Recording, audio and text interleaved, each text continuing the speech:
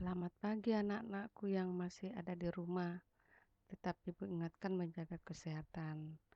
Mudah-mudahan pertemuan kita pada pagi hari ini tetap dalam keadaan sehat semuanya. Dan ingat, protokol kesehatan tetap kita ikuti, yaitu 3M. Apa 3M? Ya, jangan lupa mencuci tangan, memakai masker, dan menjaga jarak. Nah, itu Ibu ingatkan. Nah, pertemuan kita pagi hari ini kita akan lanjutkan materi kita masih berhubungan dengan struktur dan fungsi tumbuhan. Nah, yang pertemuan kita pagi hari ini kita akan membahas yaitu struktur dan fungsi bunga, buah, biji, dan pemanfaatan teknologi pada tumbuhan. Nah, tujuan yang kita akan capai dalam pembelajaran ini yaitu ada dua. Yang pertama, mendeskripsikan struktur dan fungsi bunga, buah, dan biji. Dan tujuan yang kedua yaitu menunjukkan pemanfaatan teknologi yang terilhami struktur tumbuhan. Nah, itu yang kita akan bahas pada hari ini. Dan Ibu mohon supaya setiap pertemuan pelajaran tetap siapkan alat tulis, pulpen, buku tulis supaya ada yang perlu ditulis atau dicatat yang dicatat supaya tidak lupa nanti pada saat ada tugasnya. Nah, seperti biasa supaya lebih memperhatikan materi ini. Nah, Ibu tetap putarkan video yaitu struktur dan fungsi bunga, buah, dan biji. Setiap hari mungkin bisa makan buah ya. Nah, itu supaya video ini diperhatikan supaya bisa menjawab pertanyaan dalam tugas. Ibu minta tolong supaya diperhatikan ya. Kemudian dicatat mana yang perlu dicatat ya. Dari Perhatikan. bunga, buah, dan biji. Yang pertama yaitu adalah bunga. Nah, bunga ini apa sih? Bunga ini adalah sebagai perhiasan pada tumbuhan ya. Nah, bunga ini dia adalah sebelum menjadinya buah. Jadi sebelum menjadinya buah itu ada bunga terlebih dahulu. Nah, ini adalah struktur dari bunga. Ada mahkota bunga, lalu ada kepala sari, lalu ada benang sari, ada kepala putik, ada tangkai putik, ada bakal biji, ada tangkai bunga, ada dasar bunga, dan ada kelopak bunga. Nah, mahkota ini apa? Mahkota ini adalah bagian yang sebagai perhiasan bunga atau sebagai percantik dari bunga, itu adalah mahkota. Lalu kepala sari. Nah, kepala sari ini dia adalah bagian pada jantan bunga ya. Jadi jantan pada bunga itu adalah kepala sari. Nah, di kepala sari ini adalah ada benang sari. Jadi benang sari, kepala sari ini adalah bagian jantan dari bunga. Selanjutnya adalah kepala putik. Nah, di kepala putik ini adalah bagian dari betina pada bunga ya. Kepala putik betina pada bunga, lalu ada tangkai putik. Jadi putik ini terdiri dari tangkai putik dan kepala putik. Selanjutnya adalah bakal biji. Nah, bakal biji ini adalah calon biji atau calon ovum untuk menghasilkan buah pada suatu tumbuhan. Itu adalah bakal biji. Lalu ada tangkai bunga, lalu ada dasar bunga, lalu ada kelopak bunga.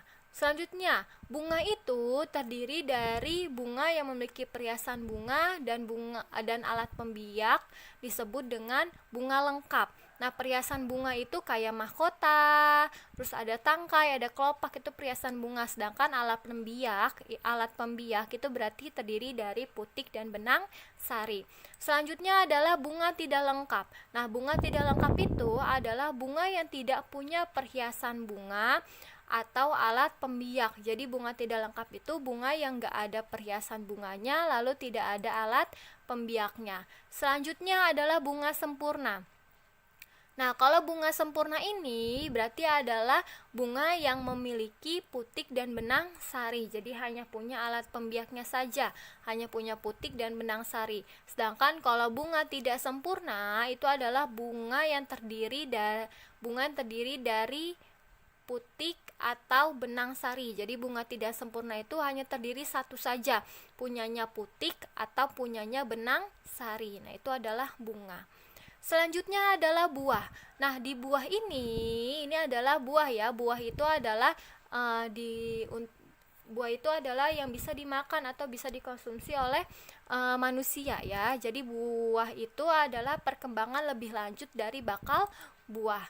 Nah, buah itu terdiri dari sifat dindingnya, ada yang buah kering pecah, ada yang buah kering tidak pecah, lalu ada buah berdaging. Selanjutnya adalah ini adalah bentuk contoh buah ya. Ini adalah buah pada buah kelapa ya. Nah, ada bagian endokarp, ada bagian endosperm, ada embrionya, lalu ada esokarp, ada mesokarp. Bedanya apa? Kalau esokarp itu adalah bagian terluar, mesokarp itu adalah bagian tengah-tengahnya, dan endokarp itu adalah bagian dalam yang menyeliputi endosperm atau daging buah. Lalu ada embrio. Selanjutnya adalah biji. Nah, biji ini adalah perkembangan lebih lanjut dari bakal biji yang tadi dijelaskan. Kalau di dalam bunga itu ada bakal biji, yaitu berkembang menjadi biji lalu akan menghasilkan buah. Nah, di biji ini dia terdiri dari dua, ada biji monokotil dan ada biji dikotil. Apa bedanya sih antara biji dikotil dan monokotil? Kalau biji dikotil itu adalah dia ada dua kotiledon, sedangkan kalau monokotil satu kotiledon. Lalu tulang daunnya ada yang kalau di monokotil tulang daunnya sejajar melengkung, sedangkan kalau di dikotil tulang daunnya menyirip atau menjari. Lalu kalau di monokotil berkas pengangkutnya itu tersebar, sedangkan kalau di kotil berkas pengangkutnya itu tersusun dalam lingkaran. Lalu kalau di monokotil bunganya itu adalah kelipatan 3, lalu kalau di kotil bunganya kelipatan 2, 4, 5. Lalu pada akarnya kalau monokotil itu akar serabut, kalau di kotil itu adalah akar tunggang. Nah, ini adalah struktur bijinya ya. Jadi kalau di kotil bedanya tadi, kalau di kotil kan berkeping dua, berarti dia bisa terbagi menjadi dua. Ya, contohnya adalah pada kacang ya, kacang hijau. Lalu ada bagian radikula, itu adalah calon akar. Lalu ada bagian epikotil, itu adalah bagian atas akar atas biji. Lalu ada di bawahnya ada hipokotil, lalu kotiledon itu adalah daging bijinya, lalu ada kulit biji. Selanjutnya ada bagian monokotil. Nah, kalau monokotil itu bedanya, kalau di monokotil itu namanya adalah koleoptil sama koleoriza. Kalau koleoriza itu adalah calon akar, sedangkan koleoptil itu adalah calon batangnya. Lalu ada radikula, lalu ada hipokotil, epikotil, endosperm, lalu ada kulit biji. Nah, kalau di monokotil, kotiledonnya namanya adalah Nah, itu struktur daripada bunga, biji, dan buah. Mudah-mudahan anak-anakku di rumah bisa memperhatikan terutama pada bagian-bagian bunga ya. Bagian bunga itu ya setiap hari mungkin bisa melihat bunga, mengamati mana sih yang dikatakan alat kelamin jantan dan mana yang betina, kemudian mahkotanya. Dan juga buah itu bagian-bagian buahnya ada. Nah, itulah materi untuk struktur dan fungsi tentang bunga, buah, dan biji. Mudah-mudahan eh, bisa dipahami ya. Nanti kalau kita pertemuan ada yang kurang jelas nanti ditanyakan sama Ibu. Nah, untuk materi yang berikut adalah pemanfaatan teknologi ya. Materi kita yang terakhir dalam struktur pada tumbuhan, yaitu teknologi yang terinspirasi dari struktur tumbuhan. Jadi ada teknologi yang digunakan terinspirasi dari struktur tumbuhan. Jadi dari akarnya, dari daunnya. Nah, itu yang namanya terinspirasi teknologi. Contohnya kalau orang membuat bangunan rumah, ada namanya cakar ayam. Nah, itu terinspirasi daripada tumbuhan, yaitu akar kelapa. Nah, untuk lebih jelasnya Ibu putarkan sebuah video ya tentang teknologi. Kira-kira di dalamnya itu ada beberapa tumbuhan yang terinspirasi ya dengan teknologi. Nah, itu diperhatikan videonya. Nah, ini adalah materi yang terakhir di dalam pembelajaran kita, yaitu struktur dan fungsi tumbuhan. Nah, supaya disimak baik-baik tumbuhan apa saja sih yang termasuk pada teknologi yang terinspirasi oleh tumbuhan. Supaya diperhatikan, kalau perlu dicatat ya. Nah, ini diperhatikan. Bagian yang keempat atau bagian yang terakhir. Kali ini akan membahas teknologi yang terinspirasi dari struktur tumbuhan. Terinspirasi? Ya, aneka struktur yang dimiliki oleh tumbuhan mulai dari jaringan sampai organ ternyata bisa menginspirasi manusia untuk menciptakan teknologi-teknologi baru untuk mendukung kehidupannya. Apa saja itu? Mari kita lihat. Yang pertama adalah teknik pemasangan batu bata. Pernah melihat ya di rumah kalian masing-masing ya. Di sebelah kanan ini adalah teknik pemasangan batu bata dan di sebelah kiri adalah susunan jaringan epidermis. Betul, teknik pemasangan batu bata di bangunan terinspirasi dari susunan sel-sel pada jaringan epidermis tumbuhan, di mana mereka tersusun berseling, begitu ya. Sehingga batu bata yang digunakan untuk membuat bangunan pun disusun berselin supaya semakin kokoh dan hanya satu lapis sel.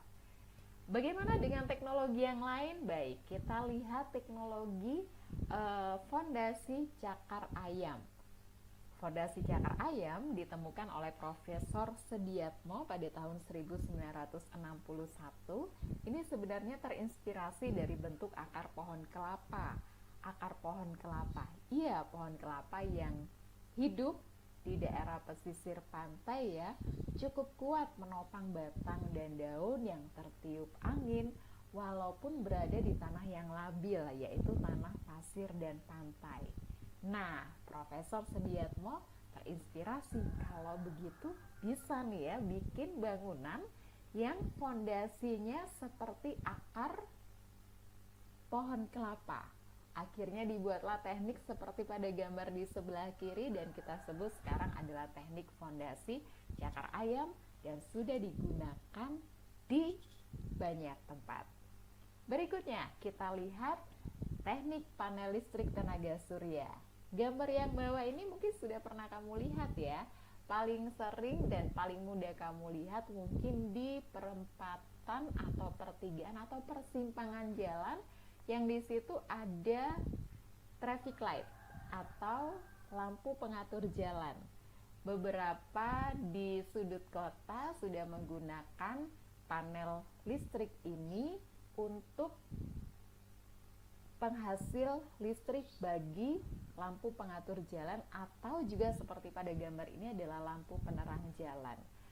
Panel listrik tenaga surya ini terinspirasi dari organ daun yang mempunyai klorofil untuk menangkap gelombang cahaya. Masih ingat ya?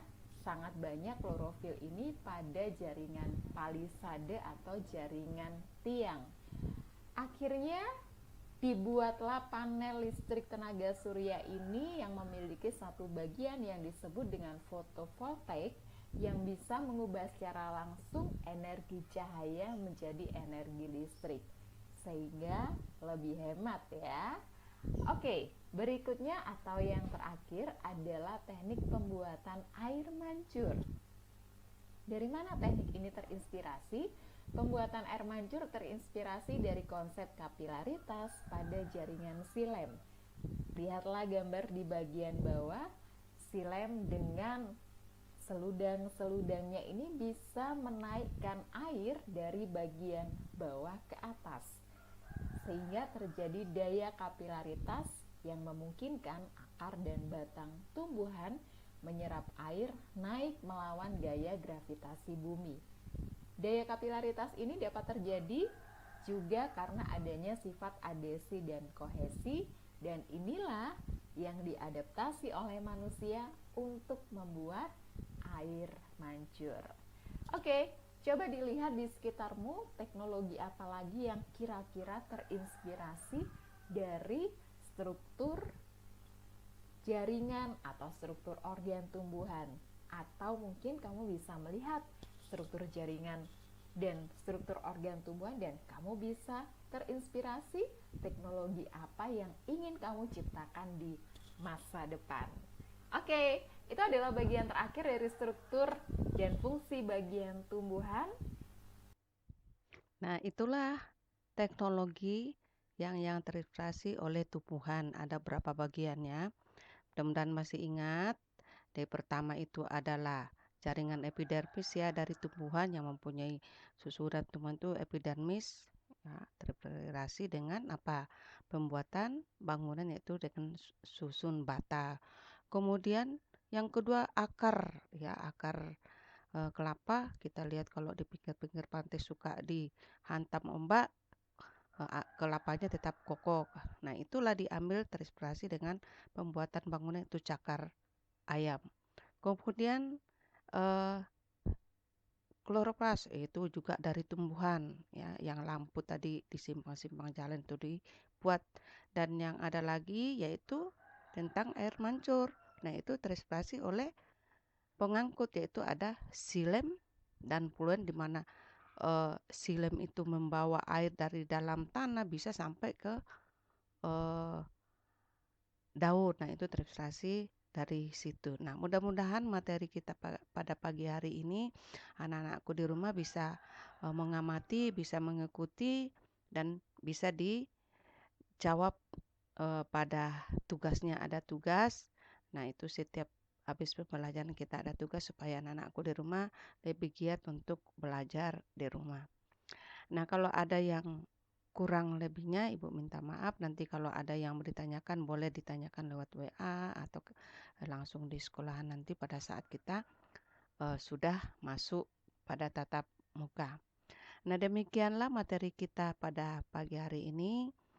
Dan tak lupa Ibu masih ingatkan tetap jaga kesehatan. Nah, Ibu akhiri sampai di sini. Terima kasih dan selamat pagi.